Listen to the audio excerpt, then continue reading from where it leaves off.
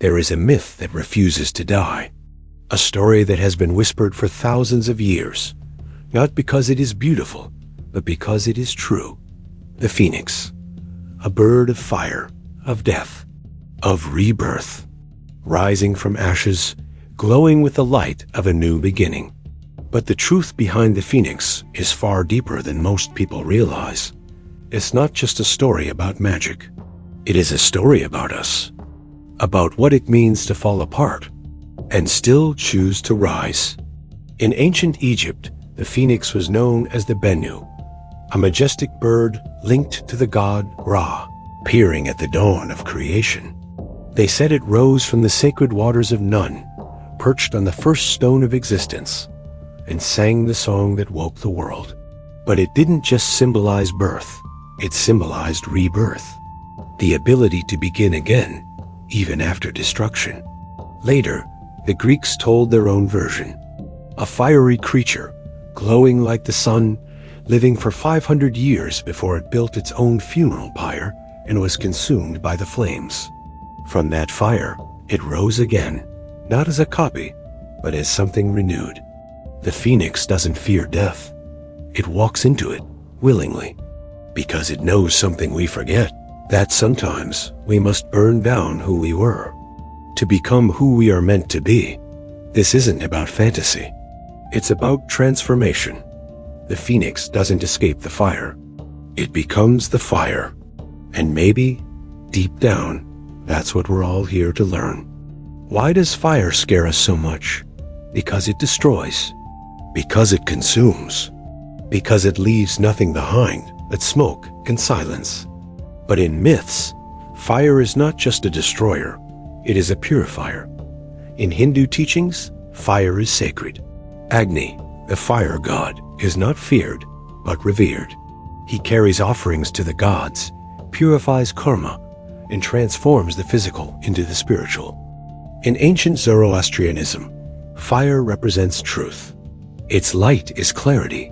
Its heat, divine judgment. To step into the fire was to step into the presence of the divine, with nothing to hide. In alchemy, fire is the first element of transmutation. Before anything can become gold, it must first pass through the flame. Impurities must burn. False layers must fall. Only then can something true emerge. And in our lives too, the fire comes. Through heartbreak, through failure, through loss, grief, shame, endings. Moments that feel like the end of everything. Moments that bring us to our knees. Moments that force us to question everything we thought was stable. But the Phoenix myth tells us these moments are not the end. They are the beginning. Because fire doesn't just destroy the false. It reveals the real. It burns away illusions, masks, attachments. And what is left is raw, naked truth. The part of you that cannot be taken. The part of you that survives every fall. The part of you that was always there, just waiting to be uncovered. To be like the phoenix is not to avoid the fire. It is to say, I trust it. I trust that even in this collapse, there is something sacred happening. That every crack in my identity is a place where light can enter. That even in this chaos, something deeper is being born. I trust that the ashes I'm standing in are not the end of my story. They are the soil of my next beginning. Not a return to what was, but a rise into what could be. So what does this mean for you? Maybe right now, you are in the fire. Maybe something in your life is crumbling, ending, or burning to the ground. And maybe that's not a punishment. Maybe it's a purification. Because here's the secret the phoenix has always known. We are not meant to stay the same. We are meant to evolve. Not despite the pain, but through it. Not by avoiding change, but by surrendering to it. By allowing the fire to do what it must. The phoenix doesn't rise in spite of the ashes. It rises because of them. Every transformation requires a letting go of old identities, of false beliefs, of stories we no longer need, of dreams that served their time and must now make space for new ones.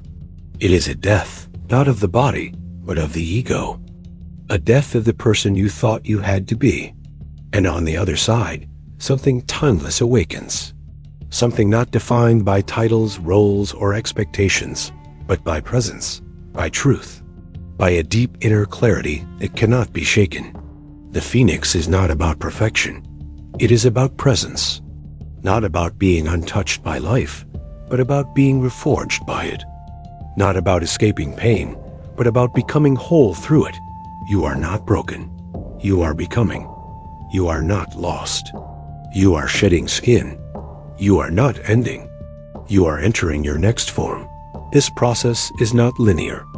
You may rise, fall, and rise again, many times. You may burn more than once. But each time, you rise with more wisdom, more grace, more authenticity. So when the fire comes, remember, you were never meant to fear it. You were born to rise from it. Again, and again, and again. And that is why the phoenix still lives in every story. In every heart that chooses healing over hiding. In every soul that dares to begin again. Because deep down, we are not here to be untouched by life. We are here to be transformed by it.